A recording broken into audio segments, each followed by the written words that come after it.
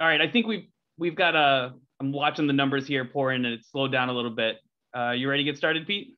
Let's do it. Awesome. So today I'm excited to talk to you about a really interesting topic here is about building a best-in-breed digital ecosystem.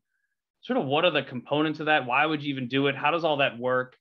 I think this will be a really great conversation. We love to hear from you in the chat as we go through this. And to help us today talk through this, I've invited Pete over at Novi AMS. Pete, you want to introduce yourself to everybody?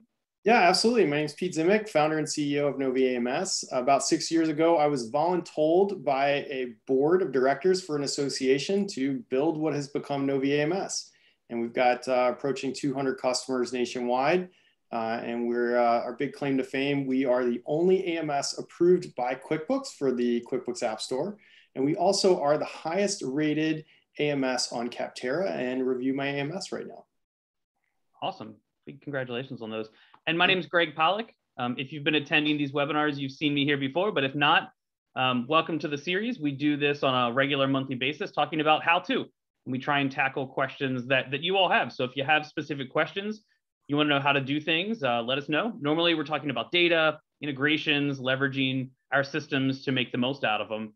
And today, we're really covering that digital ecosystem. What does it look like? What tools might you want to have in your toolkit? Pete, tell us a little bit more about this. All right, let's go back in history a little bit and let's ask the question: does anyone know who Carl Elsner is? Anyone? Any idea? Anyone in the chat want to take a random guess? What if we? Gentleman. Yeah, there you go. What if we add a little logo here? Let's see if anybody recognizes this logo. I'm looking over in the chat to see if anyone has a guess. All right. What if I show you this? He's actually, yep, there you go, Beth. He's the inventor of the Swiss Army knife, right?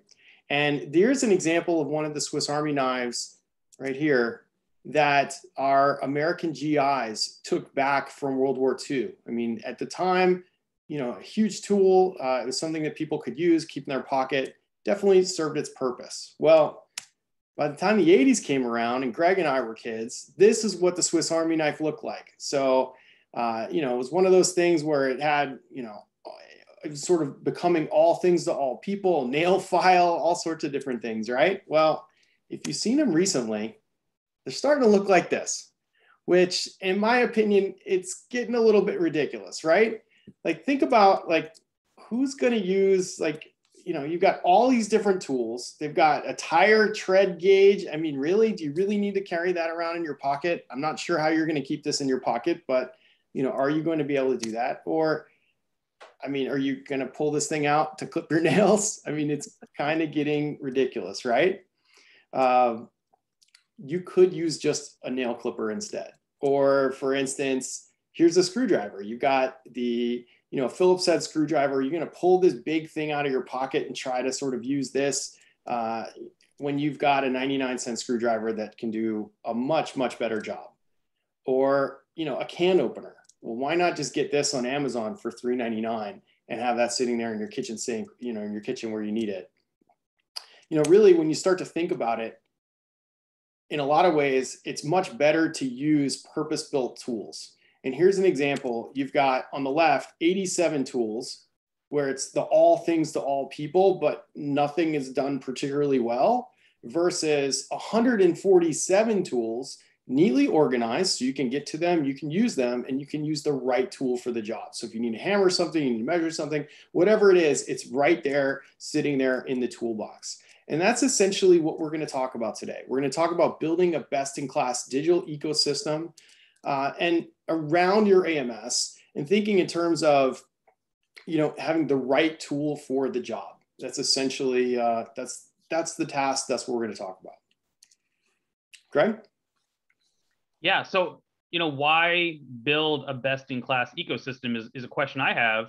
And as we start thinking about this, it's just not why build a best-in-class ecosystem. It's like, what tools are we going to have in our toolkit? What are the essentials that we need to take with us? What's that out of the box, you know, molded kit that comes with everything I need look like? And then how are we going to start implementing this to be successful?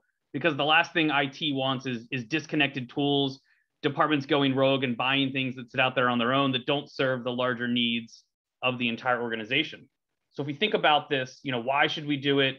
What are we going to actually do with this, and how are we going to do it? Let's walk through some of those thoughts right now. Sorry, my phone's going off too. So if we think about why are we going to do this? Part of this is our different members have different needs, and we need different tools to be able to serve those members' needs. Not every association is alike. We all operate in different ways. We all have our uniqueness, and we can't expect that can opener that comes out of the box in our Swiss Army knife is going to be able to open all of the different cans that we offer. We need to understand, what do we really need out of that tool? What is our event registration really doing for us? What is unique about our organization, and what tools out there best apply to us? Are we doing physical events or virtual events or hybrid? Do we have a 1,000-person trade show, or do we have a 200-person regional meeting? These events are going to have different types of tools that are most relevant for them. And it's our job as we start building out our digital ecosystem to recognize, what tools do we really need in our toolkit? Do we need that tire, tread gauge depth finder? Probably not. We probably need a really good can opener because we've got a lot of cans laying around. So it's our job to identify, what are the goals of our software? What are the challenges we have? And what systems best meet those needs? And then as we start bolting these together, we start to think about, how do we select the right tool for the right job? What are the tools? What's the right tool for us for that job? We then want to say, well, we don't want to create separate outside systems. We want to automate that process. So there are going to be things that we want to integrate together. There are things that we might not want to integrate together. And we want to go through the thoughtful process of thinking about those things. And we want to focus on, I think, a couple stakeholders. One is the member. How do we make it as easy as possible for the member to participate in this ecosystem we built? Are we asking them to create separate logins in different places? Are we asking them to re-self-identify? If we ask them to fill out one question in our AMS, are we asking them to answer that same question when they register? That doesn't make sense to me. And how do we live up to sort of the expectations they're used to everywhere else? You got to remember, we're competing with Amazon and Netflix and Google and Gmail and all these things they're used to using, where they have that seamless experience from their phone to their computer to their physical environment. We have to compete with that as well, and we have to meet up with those expectations. So then we might ask, why not build a digital ecosystem, right? Yeah, I mean, and here's an example of why not. I mean, you've got Mark Rober, a YouTuber, it's just overkill in this case. He didn't really need to build the world's biggest super soaker, right? I mean, just looking through, you've got, a couple reasons for us, that overkill factor. Or maybe you've got an obscure workflow. Maybe you've got something you do twice a year and it takes an hour to do. Well, it is probably not worth the effort involved to sort of wire it up. Financial constraints. Obviously, if you're a smaller association, maybe sitting down and investing the $5,000 or whatever it takes to sort of wire something up, maybe that's a little bit above sort of where you can punch. And another reason not do it, and this is probably the biggest reason to not sort of build that ecosystem, don't do it just because it's cool. Don't sit there and say, well, let's just put these systems together because I can. Make sure that we're thinking in terms of the strategic plan. What is it that you're trying to accomplish strategically for the organization, and make sure your technology is in line with that. It's not one of those things. It shouldn't be the opposite direction. So I'm going to pose this question to Pete, but I also want to pose this question to everybody in the audience today. Are integrations hard? What are your thoughts on that? Drop a simple yes or no in the chat for us. Let us know what you think. Or if you have more details, talk to us about integrations. Are they hard? So Pete, I hear this on a regular basis from associations I work with. Integrations are a bad word. It's always longer than we think. It always costs more money than we think. It breaks. And then at the end of the day, it never delivered me what I want. Why do we feel like we fall into this problem? I mean, to be blunt and to be honest, I felt that way for a long time. I thought that integrations were hard. And I think really the number one reason why, in my opinion, people feel that way is they're afraid. They don't really know. They don't understand. They think it's something that only the engineers can speak to. And they don't realize that really the brain work in an integration is the business rules, is figuring out what is it that you're trying to accomplish and kind of getting that down on paper, and the engineers can take it and move from there.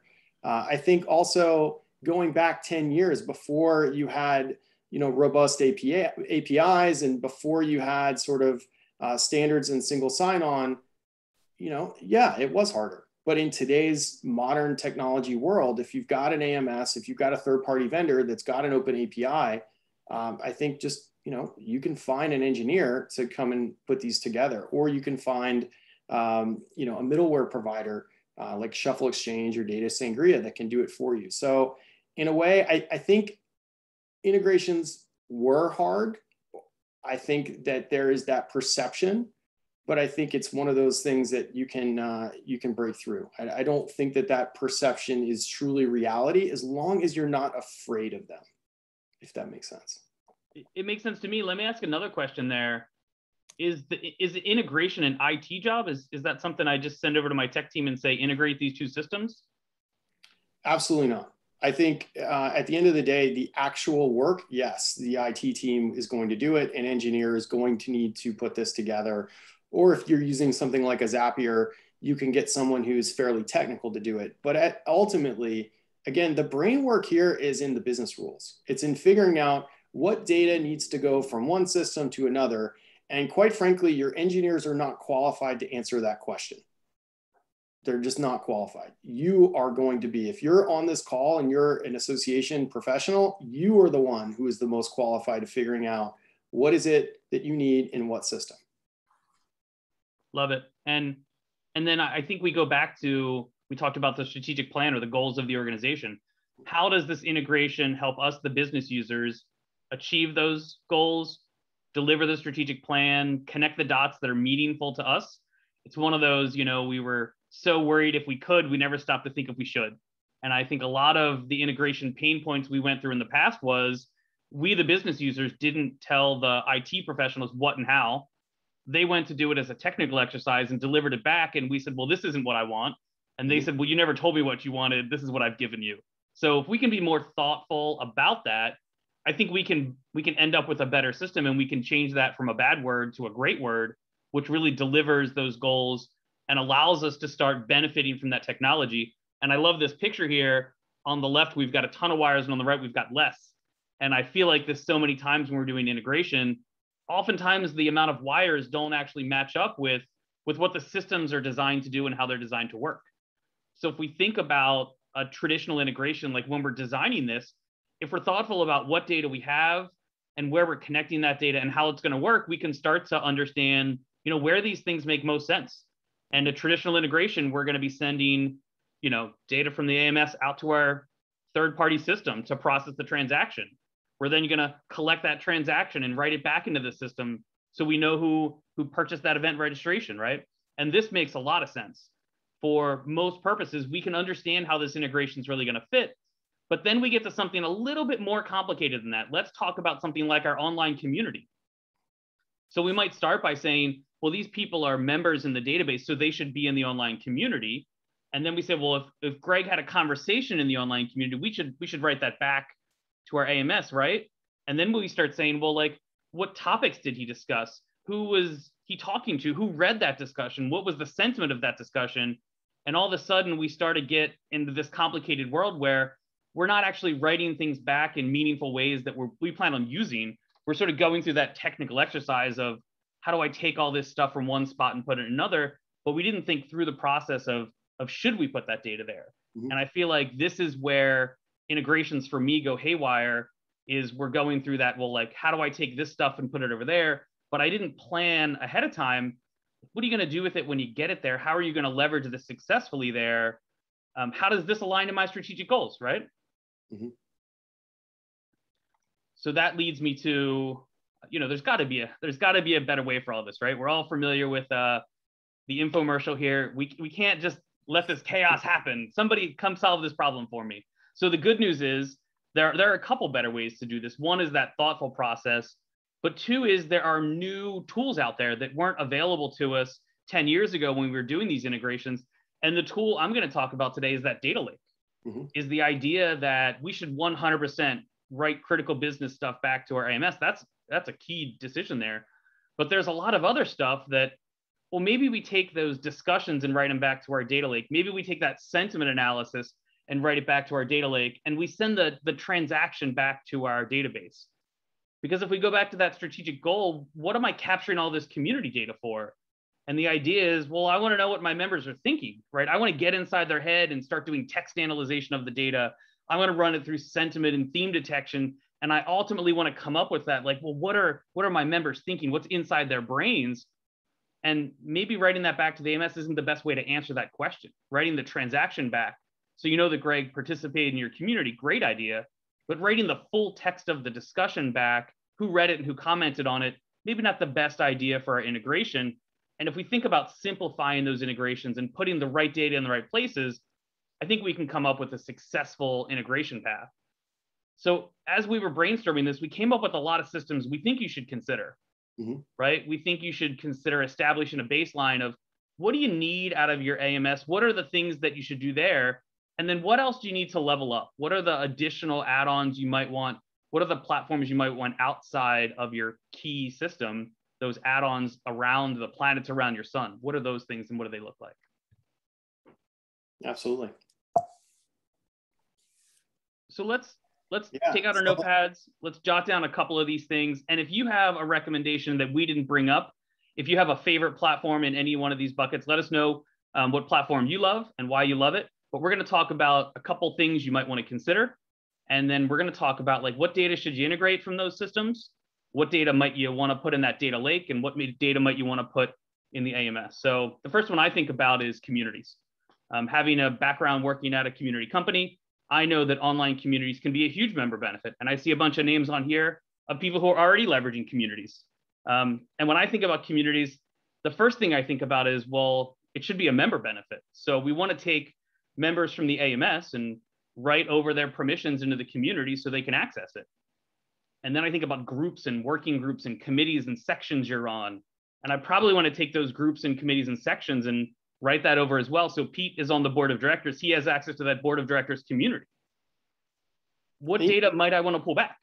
And Greg, I would also add to it, I think communities have a different terminology and different language than we have over on the AMS side.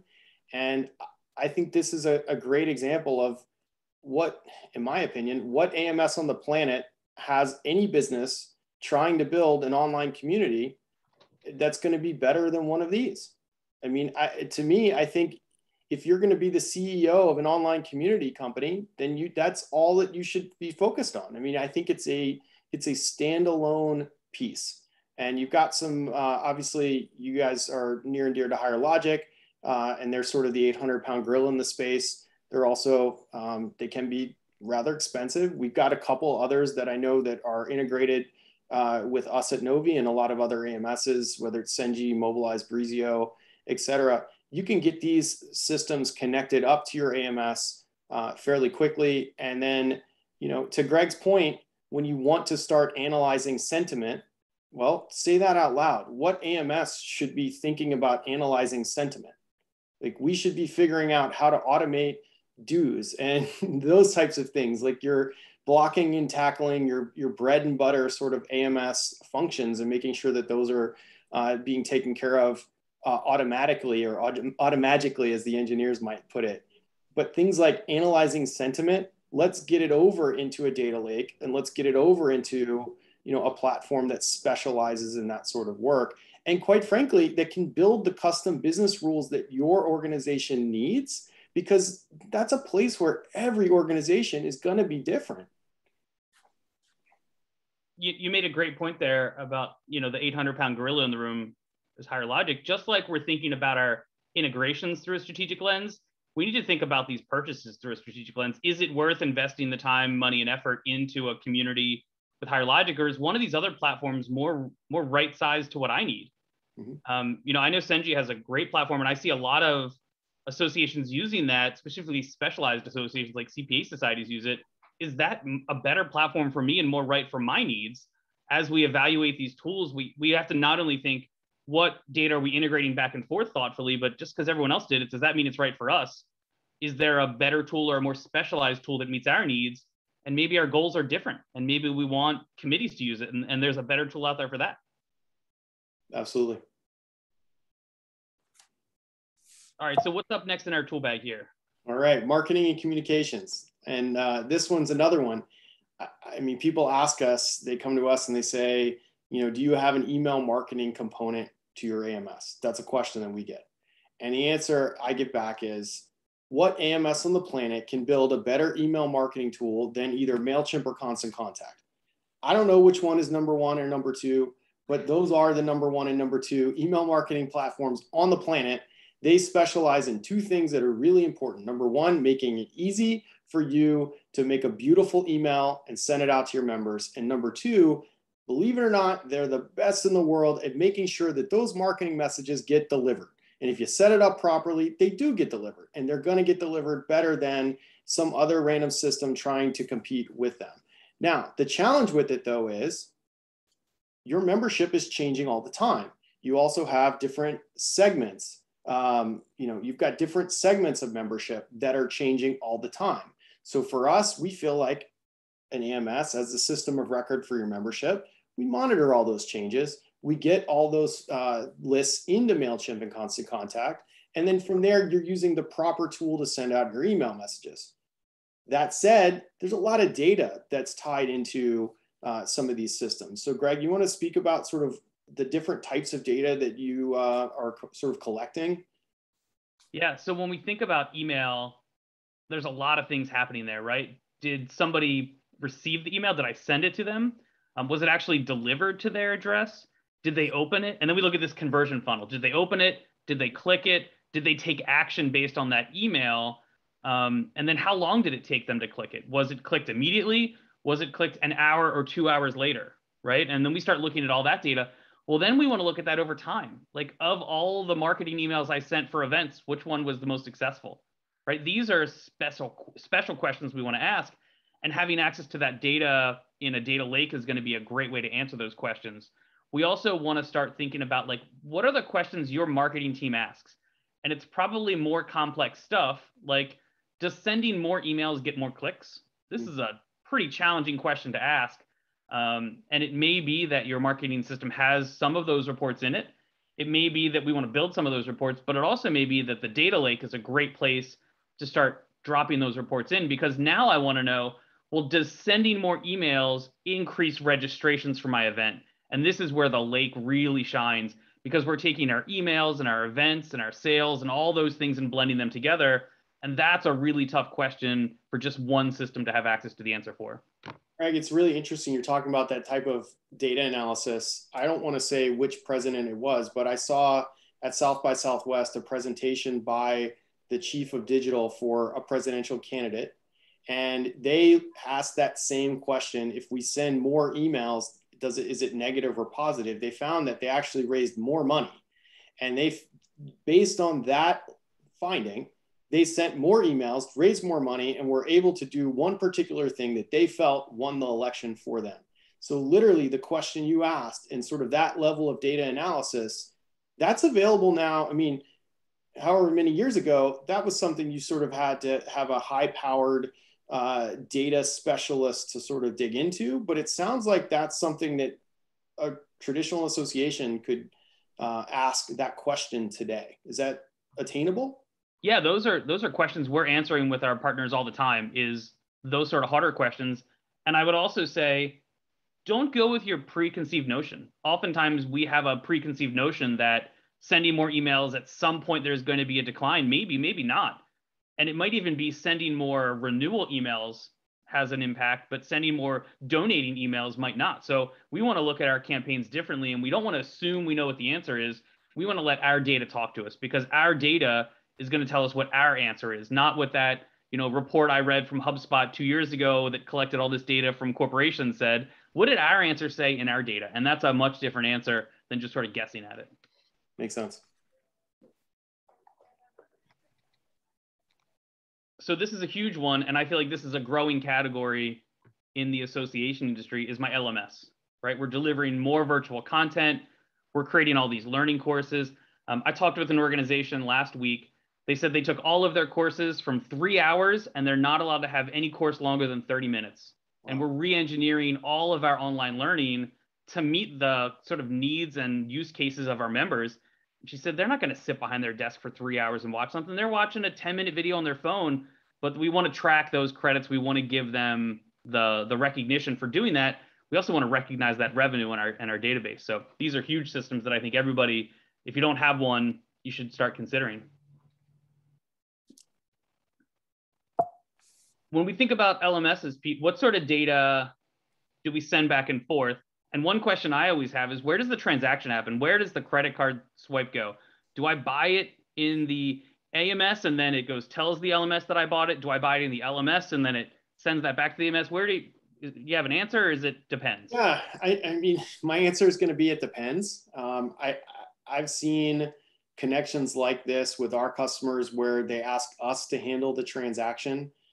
We're a little bit biased because we have a great connection to QuickBooks. So most of our customers, they sort of, they get used to that connection and they want to see that very clean accounting. So we'll handle it from that perspective. We'll also see that access to these courses isn't necessarily you pay X dollars and you get Y course. A lot of times there are multiple tracks into a particular course. So you can be either you are a sponsor, or you are this sort of membership type, or you're on the board, or you're on a committee. I mean, there are lots of different sort of ways to get access. So in many cases, we'll handle sort of setting up that group that will then, some people might call it a security group, whatever you want to call it, but we set up the group and then we'll send the data of who's in the group over into the LMS. And then from there, they log in and get access. One thing, just as I'm saying this out loud, it's not really related to LMSs, but it's the concept of a single sign-on. I think Greg's talked about that before. I have seen a few customers work with integration partners that don't put together a single sign-on. You got to make sure any integration you do got to have a single sign-on that allows them to use that login on the AMS, the same login, same password over on the LMS side or whatever these other connections are. But I think that's, Greg asked the question about accounting. Most of the time, for us at least, it's handled in the AMS. If you're not connected to QuickBooks like we are, you might want to let the LMS handle it as well. As far as other data that you might want to get back into the AMS, if you've got a CEU program, then something like that, that's the type of data that people expect to be able to log into the AMS and get access to their continuing education history, print out a report, that sort of thing. We find that that's pretty basic for a kind of a member portal. We call it a member compass, whatever other systems, I'm sure they've got other names. But that's data I think people expect to see back in the AMS and data that admins want to be able to run some sort of report on. But I'm sure that, Greg, there's a lot more data, again, that's collected in this whole concept here of an LMS. What are you guys seeing in the data lake? Yeah, we're commonly running into things. So if we think about a course, you buy the course, but then did you actually start the course? Did you complete the course? What was the time to completion? Some people complete it in a day or a week or a month, and I want to know that. Then we think about your test results. It may be binary. Did you earn the credits or not? But what percent did you get on the test? If a lot of people are right at that fail line, are we teaching the right things in this course? Are we actually educating them and they're just barely scraping through, or are we educating them and they're getting A's and B's on the test on a regular basis? We then think about unstructured data. So we haven't talked a lot about this. We've kind of been referring to it. Think about unstructured data is something I can't sort or filter in an Excel spreadsheet, right? It's that round peg in the square hole. This is going to be like the survey results. Hey, what did you think about this? Did we meet your learning objectives? Tell us what you thought about the course. And let's get away from putting people in boxes and radio buttons, and let's let people tell us what they want. Run that through a natural language processor and derive answers from that on what people actually think, as opposed to just telling me that it was good, right? Because nobody picks 0 and nobody picks 10. We're all sort of in that middle area. That's not open feedback that's really helping us. So I'd imagine you could probably slice and dice your data with instructors or time of day or other types of things like that to try to improve your education program, as opposed to sort of just doing the same thing the same way for 10 years. 100%. And this is an area where people's attention spans and people's expectations with online learning is changing very rapidly. How we engage in these things and what sort of makes sense for your audience might be very different from what it was 10 years ago, where that doctor may have sat down at their desk and watched a day-long course or a symposium, and now they're eating lunch and watching it on their smartphone. And we have to be able to monitor what changes are happening, what do our members actually consume and want, and how do we respond in kind to that. Are your members watching the 3-hour video, or is that 5-minute bite-sized chunk more appropriate for them? I'll leave it up to you and your data to figure that out, but I want you to ask the question at least. That makes sense. Okay. I want to give one pro tip about single sign-on you talked about in a comment a second ago, and I want to challenge everybody. If you've never done this, this is a really great exercise. Go make yourself a member account with a fake name. Try it. Go on your website and start poking around and fill out a I'd like to join form. And don't tell anybody on the staff what you're doing, because you want it to be true, right? See what email you get when you join. See what that experience looks like. You know your digital ecosystem so well that it's really tough to know where the barriers are and where the entry points are and aren't. Try to be a member and see what it's like without going with blinders on, right? And say, well, if I just go to the website and click around, what can I find? And you might see that some of your most important member benefits are locked up behind a separate login that you can't access, or the integration isn't working right, or you never got that confirmation email. So how would you even know that system exists? This is a really good exercise you can all do, and then go back and report to your team what experiences you had. And then on the flip side, log in and look at your own self in the database. Log in and see what footprints you left, because the pathway you took through the forest, but can you see those digital footprints through the ecosystem in your reports and in your analytics? Are you able to see what happened as a user experience, or is it completely disconnected and there are parts that are invisible to you? And I think that's such a good exercise. It leads us to answers to these questions in a very natural and organic way. That makes sense. I mean, it's interesting. We monitor a stat, and this is only recent that we started pulling it, the percentage of transactions that we create versus the percentage of transactions that our customers create by hand in QuickBooks. Why do we do that? Because we figured out that if you are creating more than, say, 15 or 20% of your transactions by hand in QuickBooks, you're probably not using our software properly, which means that you're probably frustrated. And it means that in 6 or 12 months, you might be calling us up to cancel and say you're going to go somewhere else. So if we can find that error and find that issue ahead of time, we can reach out proactively, figure out what the issue is, help you, and get you to the point where you're using properly and you're happy and all the rest. And there's got to be other things like that on the membership side. I know that we're tracking, we're helping our customers track whether or not their members are logging in. I mean, that's obviously a signal. Are people engaging your digital infrastructure? Are they logging in? I signed up for membership. Did I actually log in? I mean, there's got to be more things like that you guys are pulling. Yeah, we're looking at a lot of that data beyond just the login, right? How long has it been since you've logged in? What are the patterns and habits you have? And more importantly than just monitoring it is taking action. One thing I notice is just because we can monitor it isn't the end of the day. We have to take action on that. So if I've noticed that these members they created an account and bought membership but haven't logged in, what are we doing about that? Mm-hmm. And this goes back to that early warning detection, monitoring, automating process.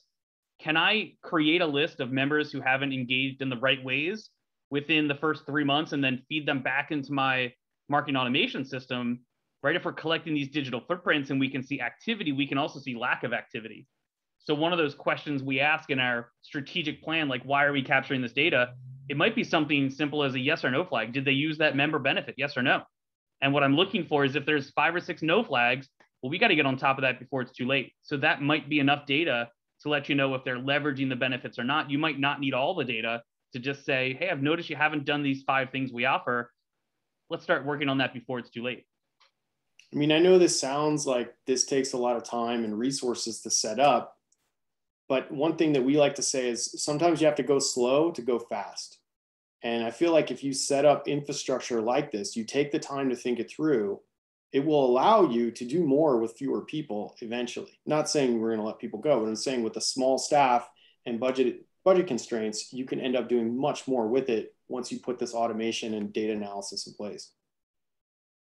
the other thing I've noticed is we sort of use data and analytics as a reaction to things instead of being proactive behind those. One simple best practice you can do is just schedule time on your week, 30 minutes in the morning, Friday afternoon, to go check out what's going on, run some reports and poke around. Get in the habit of doing this and think about your data and analytics as personal care. It's like brushing your teeth, right? You got to do it every day. We forget to do it and it's a problem. We got to keep up on that. Data and analytics is a similar concept. We've got to keep doing this. We've got to plug away and make it a habit, and it'll become second nature in no time. It'll be one of those things. You'll feel weird if you didn't look at your reports. You don't have an understanding of what's going on. Pretty soon, it'll be one of those habits that you enjoy doing. Sounds good. All right, want to go to the next thing here? Yeah. This is a great one. I started in events and registration and management. That was the first job I did in software. This and the next one, I think, are critical components. So many of us use, I'll say, the wrong platform for registration on a regular basis. Specifically when we get to deeper things about registration, it's not just did you register, it's what sessions did you want to go to? Who did you talk to when you were there? Did you walk around the floor plan and we collected with beacon technology? There's all this other data that comes with event registration. And then one common practice I saw, I guess this was 10 years ago, maybe people don't do this anymore, is people would run registrations in parallel the entire event. And after the event, they would dump all the data in and do this big reconciliation. But midstream during the event, they were kind of running with blinders on, not seeing what's in their data. I hope that's not a best practice anymore, but I used to see that all the time because we go back to that integration. We were trying to hit a nail with a sledgehammer and we were missing every time. So it was too hard of a task. We just didn't do it. But I think this is one of those areas where the right tool can be critical. Getting that transactional data flowing back and forth so we can see revenue, trends, and patterns is key, but not leaving that valuable data orphaned. And then this is another thing. I see people change these systems all the time. Event registration systems, we might have 2 of them for different types of events, or we might switch every year or 2. And the challenge we run into is we don't want to leave any of that valuable data behind. So our data lake becomes our repository for long-term storage of all of our data. Even if I'm switching from one system to another, or if I have 2 registration systems, as long as that data is getting in the lake in a timely manner, we're not losing it for long-term purposes. It makes sense. I mean, I would imagine that almost every AMS is going to have an event management system built in. Sure. And that makes sense. I mean, in our world, looking at our data, about 96% of our event registrations that are happening with our customers in our system, they're pretty straightforward. I mean, it's one person registering for a single ticket, or it's 10 people getting the same ticket, that sort of thing. It's not the big conference. The big conference is actually, it's about 4% for us.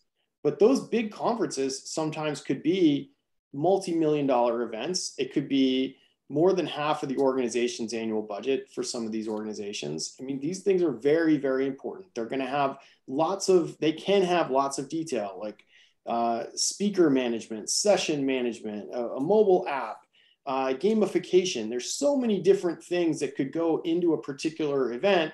And quite frankly, people will ask me like, well, what's the best event management system? Like, I don't know.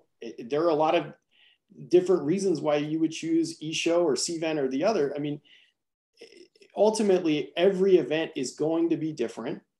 And from my perspective, it's about figuring out, again, having the right tool for that job.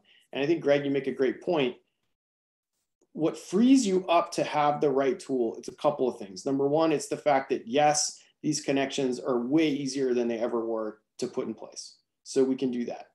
Number two, it's not like your members are going to have to get a new login every single time you change, because you're going to use the single sign-on. Number three, you do gather this data, and in the old way, it would be stuck in that system and you stop paying their bill and it's gone forever. The new way, it goes into the data lake and it's there in perpetuity. Now, some of it might come back into the AMS. This is a place where we think, at least our perspective, the fact that you registered for the event, maybe the fact that you registered and attended the event should be there. Obviously, the accounting should be in that accounting system of record and perhaps visible in the AMS as well. But, every session that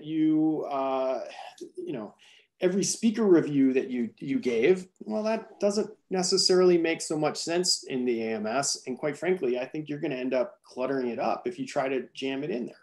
So. Good points. I always like to think about what records the humans need to see. If a member calls on the phone and you pull up their record in the AMS, what should a human be looking at? And those are the things I naturally want to write back. And the fact that you registered, yeah, the fact that you attended, great. But the fact that you thought this speaker was okay and you were late, like didn't attend that session, I don't need to know that when you call me on the phone. No, but when you're trying to figure out 3 years later if you want that speaker to come back, I think having that feedback and that sentiment is probably very important. Huge, perfect example. So let me think about more specialized events. So now I've got a big trade show. I need floor plan management for that. I've got lots of sessions. I need call for papers and grading. Again, select the right tool for the job. If you don't have a big trade show with hundreds of exhibitors, maybe I can get by with a PDF instead of a purpose-built software platform for that. If I'm not doing call for papers, do I need the most, robust session management tool ever built, or can I get like a Calendly link and drop it on my website where people can see and pick the sessions they want? There's some free tools out there that actually do a lot of that pretty well. Do I need to go with a solution? Do I need to go something off the shelf? Or do I actually have to buy some product and customize it to the nth degree to get my very specific needs? Because we got that medical conference. We got a lot of complicated papers and sessions and posters we present. Maybe you do, right? But again, what's the purpose of that tool? How does it meet your goals and mission? And ultimately, what data are we going to send to it or back from it? It's very different for some of these larger systems versus just the registration system. I think this is also a good opportunity to talk about sometimes, not often, but very occasionally, it makes sense going old school tech. So, in the case of all these integrations we've been talking about, we're talking about using modern APIs. Data is moved from one system to another essentially instantly within a couple seconds. There are a couple of times specifically around events where you might want to think about taking a more old school approach. So let's say in the case of Field Drive, I'm pretty sure they're the ones that do badge printing. Let's say you need badge printing done. If your badge printing software is connected in real time to your database through an API, well, it needs the internet. And I think we've all been in those conference facilities where the internet, they say it's amazing and it works great when 12 people are there doing a site tour, but now you've got 12,000 people all showing up at the very same time because that's how they always do it. Your internet is not going to be the most reliable. So in a case like that, I would make sure that you're talking to those third-party providers and kind of getting the plan for what do we do at the peak time. Does it make sense to have a server on site? And then make sure that at some point you can do that data upload and connect to the internet and get the data into your data lake, get the data back in your AMS, whatever the case is. Good stuff. You're the expert here. I'll defer to you for this one. I'm biased on this one, but I'll tell you, 90% of associations are using QuickBooks. So for us, when we were first asked by that group of associations to build Novi, and they said, they were having trouble with QuickBooks and the QuickBooks connection, I went to QuickBooks and said, all right, well, 90% of associations are using you. What's the issue? And they said, well, we need to be the system of record for accounting. And what ends up happening is, if you have two different systems that are competing to be the system of record for accounting, then you get issues because it's like, well, who do you trust? And in our world, we believe accounting data needs to be put directly into QuickBooks. Obviously, you can read it out of QuickBooks and show it in the AMS. But for us, we feel strongly that it should go directly into QuickBooks. Now, candidly, the number one reason why customers don't come to us when we do a demo, they're using QuickBooks Desktop. Well, QuickBooks Desktop does not have an API like QuickBooks Online does. And in that case, it's 40-year-old technology, and we can't rely on 40-year-old technology to be that system of record. So, again, I realize that I'm biased with this one, but it's one of the core tenets of what we believe in. And it's one of the reasons why we're able to automate so much work for our customers. So you're saying my bookkeeper shouldn't run a 5 reports at the end of the day and enter it all into QuickBooks manually? If your bookkeeper is frazzled and your bookkeeper feels like he or she is just spinning plates all day, and tells you that they can't take on any additional responsibility, then yeah, you're probably doing something wrong. Awesome. Good answers. Talk to me about some of these systems. We're getting into some more of the engagement tools that are very purpose-driven. Some of these are newer systems out there that you may or may not heard about. I'm a big fan of all of these we're about to talk about. Talk to me about some of these things like PropFuel. What is, I'm sorry, wrong slide. Like Open Water, Convex here. What do these systems do? Why might I need them? Yeah, so Open Water, for instance. So we've got a customer who they do a very large award show, and they take their awards very seriously. You sort of apply.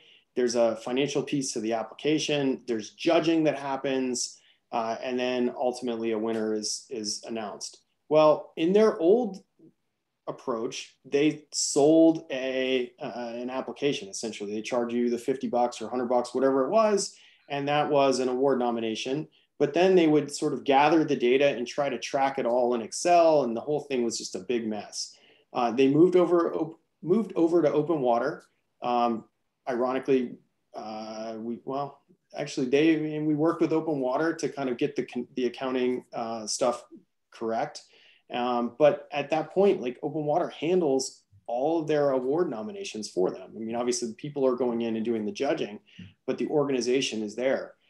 You guys may have heard of ASAE. ASAE's CAE program, when you go to apply for that, to take your CAE, that's handled through Open Water as well.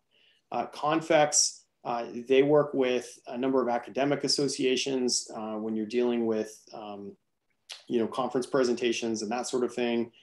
Convex will do a lot of custom work on your own business rules to make sure that your business rules are taken care of, in the tech. So again, these are things that you could come to your AMS and sort of put in the feature request and bang your head against the wall and say, well, why can't I do this one simple thing like manage my awards? Well, should an AMS be a system, an award management system? I mean, that's not really, in my opinion, what an AMS should do. And it's not going to be the best in the world at it. So work within Open Water, get the connection there, and you're set. Do you see data from these types of systems going into the data lake, Greg? Yeah, we do. And we actually have a platform called Major Meetings, which is all about the data from your big event. And this is where Open Water plays a huge role with award submissions, because we want to look at who submitted awards, what's the population of submitters versus the population of graders versus the population of award winners. What are the types of awards we're getting? Are we getting lots of awards in one category, lots of awards in another category? This is an area where diversity and inclusion comes up on a regular basis. Who's getting nominated for awards? If we want to be proactive with diversity and inclusion, we might have to go ask people, hey, can you nominate more people of this gender or of this race, because we're not seeing that represented well enough, because they haven't been nominated in the past. We haven't seen them represented. Go get them represented. So this is an area where all of that contextual data really comes into play and allows us to ensure the awards we give out are representative of the audience we represent, and ensure that our process is stable and working, that someone's not getting stuck at step number 4 because we didn't understand that there was a huge drop off in submissions when we got them there. So this is an area we definitely see a lot of rich data coming in to the data lake. And this is an area where we see it might happen once a year, and we don't want to lose that data or forget what happened last year. So just having it all present on the dashboard can be huge. It's awesome. All right, we've got another great set of tools here. I got PropFueled earlier this week from ASAE. I got the email. I can see it when they come now. I love them because I know when I click my answer, I'm going to get something valuable back in a couple of days. I love when that happens. Mm-hmm.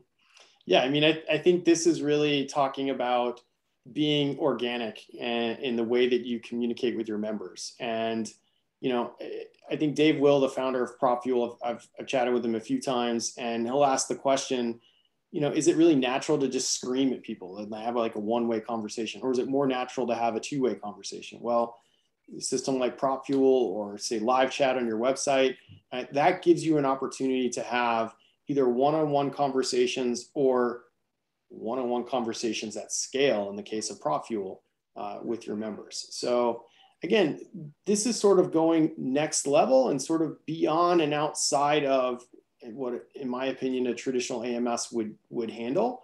The key there, again, is to have updated, clean data that's sent into PropFuel so that they can sort of drive conversations and get data back into the AMS updated, that sort of thing. Perfect.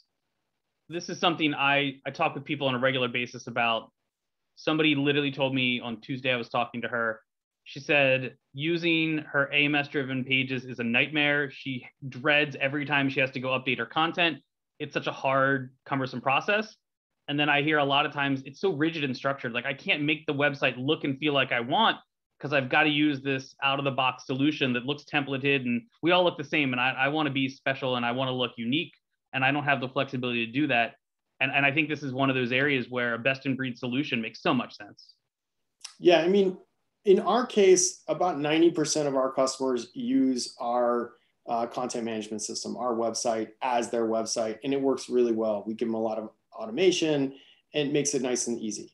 For some of our largest customers that have, you know, a 5 or 6 person marketing department, you know, obviously you can do a lot more creatively with WordPress. I think TThe, to me, is a big star. They're kind of emerging. They're the only ones in really their category that I'm aware of in the association space.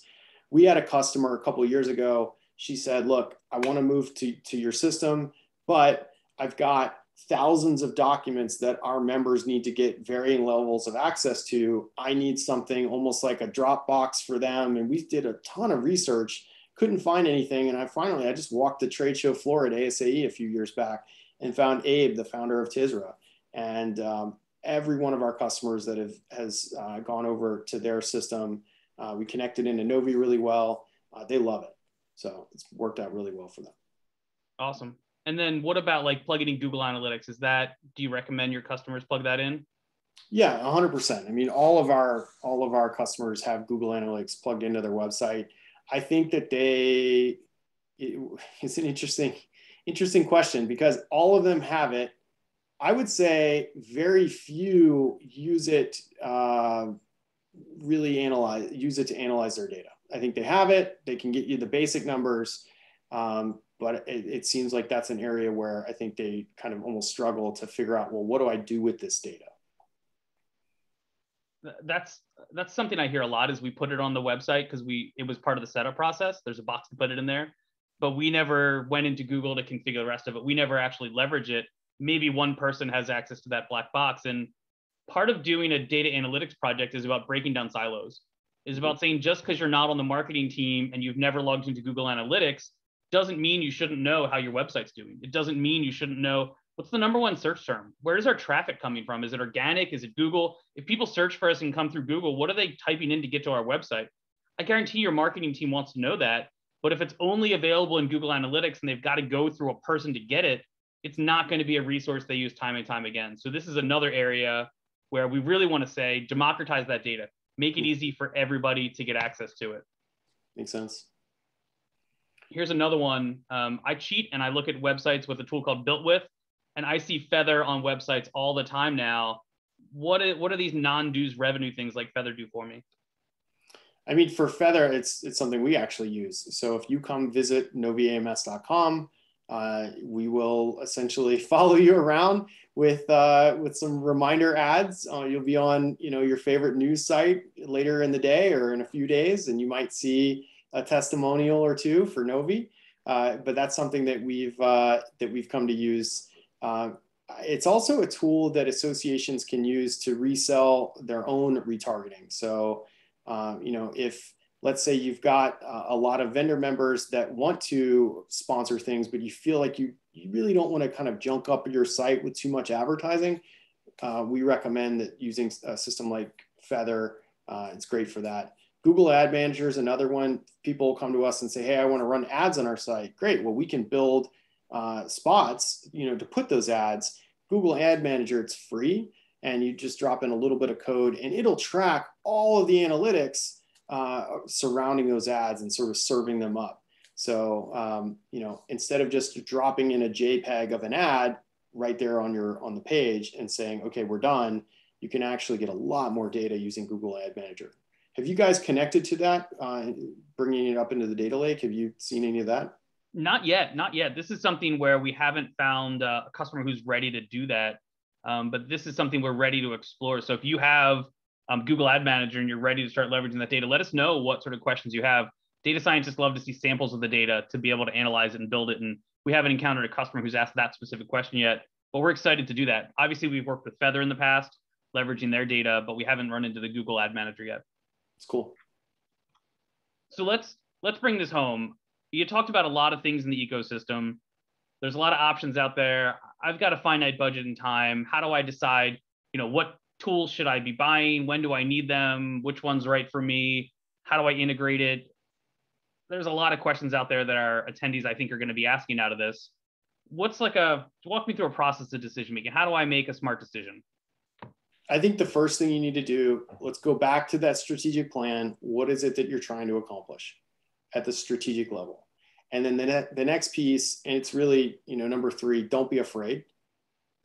There's so many customers that want to put their head in the sand and they're like, oh, I'm afraid of that. That's only for the engineers. No, this is a process for traditional business users. You don't need to have any sort of special engineering understanding or training or proclivity or whatever the word is in order to do this. This is something, go slow to go fast. Sit down, figure out how should this be sort of architected, and then roll from there.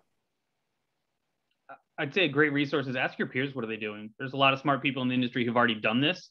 What are the best practices? What have you used and how is it successful for you? And ask peers that are like you, what sort of tools they're using and why they're using them, right? We go back to some of those big systems out there that everybody has. Well, why do I need that? Is that the right tool for me? Is that overkill for what I need? Or is there a better, smarter solution that's going to apply for me where I'm at? And maybe other organizations like me are using this other tool that I haven't heard about, and I don't know unless I ask. Ask the why. Ask the why behind it. It's great to know that your friends are doing X and Y. Well, why are they doing X and Y? Because that'll tell you if it's relevant and helpful for what you're doing. I want to circle back and back up Pete on this number 3 is don't be afraid to ask the questions about the business side of those technical answers. Never let a tech person talk mumbo jumbo around you and try and overwhelm you. And you just feel like you can't ask a question because you don't want to sound dumb. Throw it back at them. So that doesn't make sense. I don't understand that. And it's your job to make that make sense to me because you're trying to sell this product to me. You're trying to support me and I don't understand it. And if you're not able to communicate that to me in a way that I understand, I can't move forward with you. Find somebody else. Hey, I need to talk with someone who's not a developer. I need to talk with someone who can actually answer my questions because I'm not getting what I need. Feel free to say that. It's okay. Don't feel ashamed about it. Don't feel bad that you don't understand something. Demand that they explain it to you in a way that you understand. Agreed, 100%. If they cannot explain in business terms what's happening, they very well could be a bad developer. That's a possible thing. And the way to check for that is, again, just ask them to walk you through it. And then I'd say last, talk to the people you trust. Ask the vendors you're working with that you have a trusted relationship. Who are you comfortable working with, right? What are the platforms you'd recommend for events? If I'm out trying to buy an abstract submission tool, who've you worked with in the past? Odds are we have a pre-built integration. We have an existing relationship. The developers are talking with each other on the back end, and we have co-development going on. We don't need to reinvent the wheel for some of these systems. There's a pretty good wheel we can just bolt on for you. And ask your vendors who they like to work with. We'll tell you the insides of who's easy to work with and who's challenging. And we'll recommend, hey, there's a great system right here. We can cut through the RFP with 20 people on it. These are the 2 I'd recommend you talk to. Absolutely. Well, Greg, this has been great. Thank you so much for having me today. It's been great hanging out with everybody today. Thanks for joining me. Thanks everybody in the chat for jumping in and telling us what your thoughts are. If we missed anything, let us know what we missed. If there's anything out there in your digital ecosystem that we forgot to cover, drop it in the chat and we'll add it to our slides for next time. Thanks a lot for joining us. We've got a survey we're running. We're collecting data from everybody out in the association industry, and we're going to show you how to build that survey into Power BI and how to analyze and get results. So we need you to take the survey. So we have a lot of results we can crunch the data on. Look out for an email from Katrina. She'll send you a link to that and you can go ahead and take our survey. Thanks a lot, everybody. Awesome. Thanks, everybody. Bye.